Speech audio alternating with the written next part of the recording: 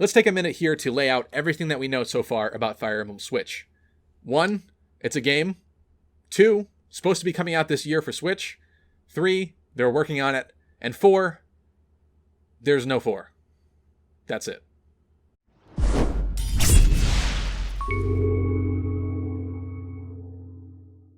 What's going on, guys? Welcome back to Lucky Crit.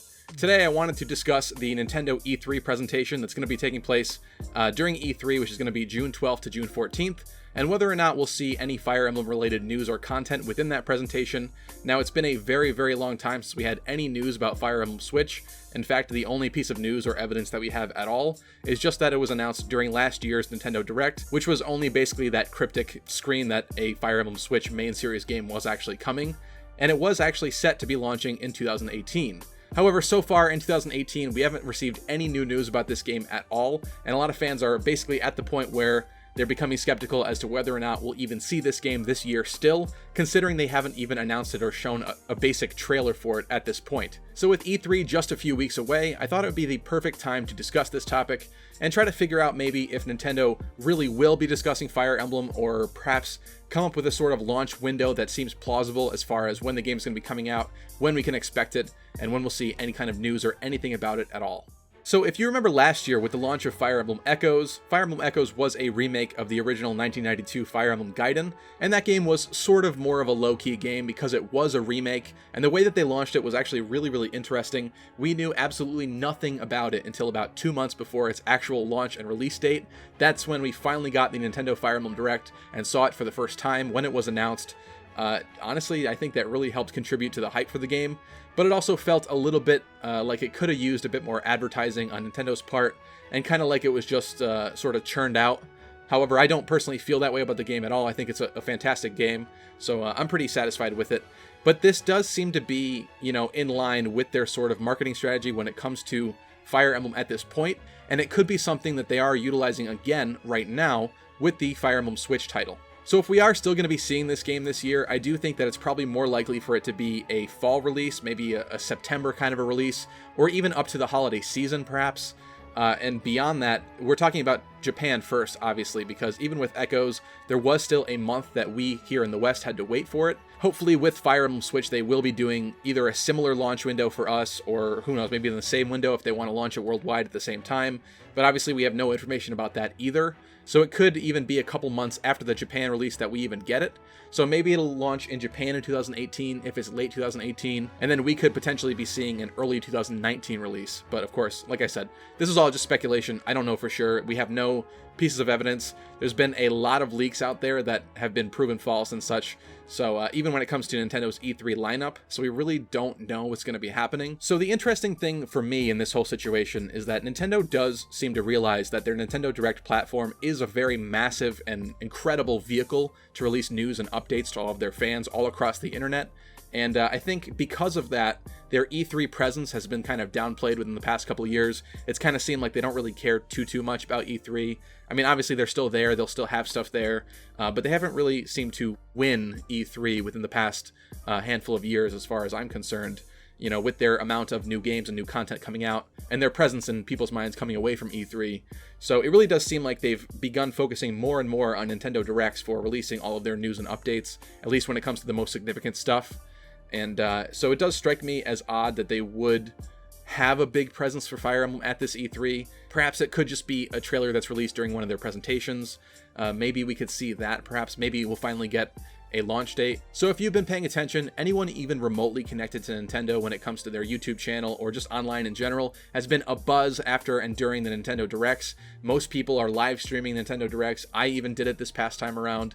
So that's a huge vehicle, and they don't really need E3, and they don't really need to win E3 as far as providing all their content with that. They have their own system, and not everybody else has such a good system for doing stuff like that. Microsoft and Sony, not so much. But with this Nintendo Direct sort of system, I do think that it would be kind of weird for us to see a huge Fire Emblem announcement at E3, unless it would be like taking over everything, like the Breath of the Wild sort of display and setup that they had there a couple years ago now. Though I don't think that Fire Emblem is still that big yet to warrant such a huge display like that. Though, I mean, when I start thinking about it, it could be really, really cool. They could place out the sort of tile grid on the floor and have everybody move around Fire Emblem style. It would be totally awesome. But anyway, I don't think we're quite there yet. Even with the smash hit and success of Fire Emblem Awakening, which I do want to bring up here in this video, they realized how much of a big potential Fire Emblem had. And I think that they know, because of how much Awakening was sort of even potentially a console seller, if I could say that. I mean, it was absolutely massive. It was easily one of the top 10 games for the Nintendo 3DS for the longest time. And I think, you know, in my personal opinion, a lot of people did probably pick up a 3DS just to play that, or they would end up checking it out because it was in that top 10 list. So they realized the big potential of Fire Emblem. Let's also not forget that Fire Emblem Heroes has become Nintendo's greatest mobile game so far, raking in the most amount of money. It's the most successful. So I think they've got to realize at this point that Fire Emblem is a huge, huge prospect for them, especially with the Nintendo Switch. So I think whatever they're going to do for this Fire Emblem Switch game, it's going to be a little over the top. I'm expecting them to play it safe and make a normal, typical sort of Fire Emblem. That's my personal opinion on what I think they're going to do, because it doesn't really make sense for this first big Switch game to be, you know, kind of a super different Fire Emblem. They wouldn't want to turn off anybody. They would want as many people as possible, so it'll probably be pretty generic Fire Emblem as far as I'm concerned. But I do think that because of Fire Emblem Awakening, they're probably going to put a lot of effort into this Fire Emblem Switch game to hopefully capitalize on that success and maybe potentially make this a Switch seller. Obviously, there's already games like Super Mario Odyssey and Breath of the Wild that have been system sellers up to this point, basically. But I think that they could use another one. And I think that Fire Emblem, if they create the right game, if they put the right amount of effort into it, it could be another system seller for them, or it could be absolutely massive. It could even propel Fire Emblem even further beyond what Heroes has done so far, which I think is absolutely amazing as well. There's so many new Fire Emblem players. I get comments all the time about people who started playing with Heroes and then went back and checked out the actual Fire Emblem games and just fell in love with the series. So Heroes has been massively influential for Fire Emblem in general, and I think Nintendo's probably going to take that success from Heroes and also from Awakening and really consider that when it comes to this Fire Emblem Switch game. Once again, I really do hope that they have some sort of a multiplayer or spot pass, even better than spot pass, kind of an aspect to this game. I think that Echoes was a little light in that area. I wasn't too satisfied with that. I mean, it being a remake, we couldn't have expected too much, but even with Shadow Dragon, we did get a full-on multiplayer PvP mode. We got lending units and cool stuff like that. So considering this is the Switch, and the Switch is such a portable, cool console, I really do hope that they develop some sort of system or some way with this Fire Emblem Switch game for there to be more multiplayer or more kind of co-op experiences with Fire Emblem. So fingers crossed for that, personally. Even with Fire Emblem Heroes, there's no PvP, and obviously, you know, most people consider that to be kind of not viable because of the way that things work and that things would be broken. There's no incentive to be going second turn or anything. You know, there's going to be a lot of shenanigans with that kind of stuff, but I do think that there is a way that they could do it. There's a way that they could pull it off and make it good. So I'm really hoping that, considering the Switch's portability, they do something with that and don't just kind of stay super generic and not really have too many features with it. I would be super disappointed if we got it and it was like that. One thing that we do know for Fire Emblem Switch is that the character designs, the actual models and everything with the characters in and of themselves, are going to be a little bit more realistic than we've seen before after having the experience of, you know, developing for Fire Emblem Awakening and Fates. Fire Emblem Shadows of Valentia director Kenta Nakanishi revealed that the characters in the forthcoming game would have slightly more natural character proportions thanks to the experience the team gained from Fire Emblem Awakening and Fates. And honestly, you can see that in Fire Emblem Echoes. Things are a lot more natural with the animation and with the movement. The character models are a lot better and more developed, so of course they're going to stick with that. And even like I just said, the director also stated that the characters will have more realistic movement when compared to the last two main titles. So I do think that Fire Emblem Echoes Shadows of Valentia is probably a good comparison that we can kind of see how they developed from Fates and Awakening by looking at Echoes and see where they're going and moving towards. And they're obviously going to be keeping up with that whole style. So I think that's interesting to think about as well. But once again, like these three tidbits, the fact that there is a game and that the characters are going to be more realistic and more realistic movements, more natural movements, that's everything we know.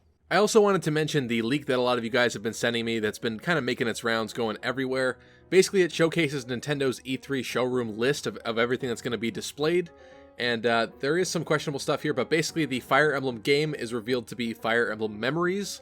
Once again, this is a leak, so it's probably fake, but just on the off chance that it could be real, I did want to mention it. Unfortunately, I haven't really been able to pinpoint when this actual leak came out.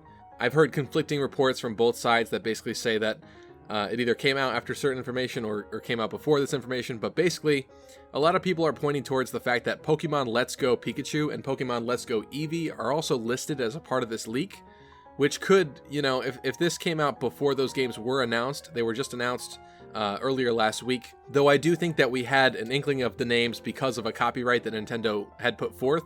So for a couple weeks now, we kind of knew that there was a pretty good chance that the upcoming Pokemon game for Switch was going to be, you know, Pokemon Let's Go. So in that case, you know, for me, it's not really all that credible. But depending on when it came out, it could be even more credible. There's definitely a possibility that it could be real. The name Fire Emblem Memories in and of itself does seem a little bit blasé and generic, which honestly Intelligent Systems has kind of been going with lately. If we compare it to all of the main series modern Fire Emblem releases, starting with Fire Emblem Awakening, we have Awakening, Fates, Echoes, and now Memories. It does kind of fit that sort of vague kind of a theme that they're going with. And the reason why I call it sort of blasé and plain is just because, I mean, that could mean anything. Technically, Fire Emblem Awakening could have been called Fire Emblem Memories, considering it's the memories that Robin had lost, you know, about being who he was and, you know, the whole connection with all of that. So, you know, these names could really be interchangeable when it comes down to it. You know, if Fire Emblem Awakening had been called Fire Emblem Fates, it could have been about the different timelines where certain characters died and certain characters lived and so on and so forth. So really, that's why I'm calling these names sort of blasé and generic, because they don't really mean very much on their own. And when it comes down to it, you know, Fates is probably the one that fits the most, because you're picking your fate really with the version of the game that you're playing. But for the rest of them, they don't really, the name doesn't necessarily jive 100% with what's going on. It's just sort of a name. So that's why, honestly, I could potentially see this being the name of the Switch game.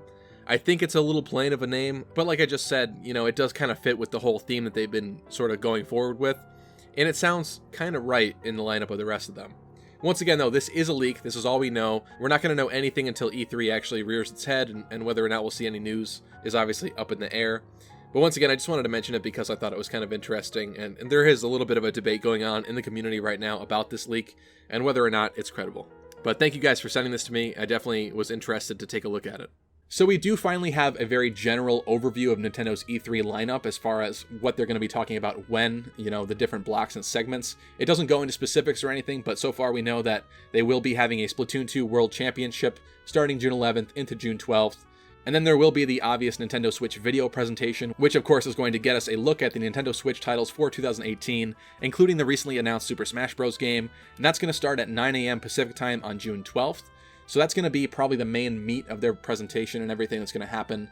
And there's going to be the Nintendo Treehouse Live afterwards, which is going to be 3 days of Nintendo Switch gameplay with Nintendo Treehouse members and developers. They actually ended up doing this Nintendo Treehouse Live last year. That's where we did see some of the extended Fire Emblem Warriors gameplay. So last time around, we did see something Fire Emblem with the Nintendo E3 broadcast. And then, of course, after this item in the list, it's going to be Super Smash Bros. Invitational 2018, which has nothing to do with Fire Emblem. So is there a possibility? I think absolutely. Either that, or we're probably going to have a Nintendo Direct or a Fire Emblem Direct, maybe midsummer, over the summer, or early fall at the latest. They have to announce this game and show a trailer and build up some hype beforehand, so if it's still going to be coming out in 2018, I would expect pretty soon at this point. I know we've been saying that for a while, especially, you know, thinking that some of the Directs up to this point would have showcased it, but they definitely do seem to be keeping this one close to their chest and sort of under wraps. So with all that said, do I actually personally think that we will see something during E3? I'm thinking most likely. Because if they still do want to release the game this year, unless it's going to be a holiday season release and they want to play like Echoes and release a trailer in like September or October, I mean, that's always a possibility. But I think that if we will probably see an early fall release, which I think is most likely out of any of the other possibilities, they've got to show something soon. And they need the time to build up that hype, potentially over summer or whatever it might be. So I think there's a pretty darn good chance that we will see something at E3.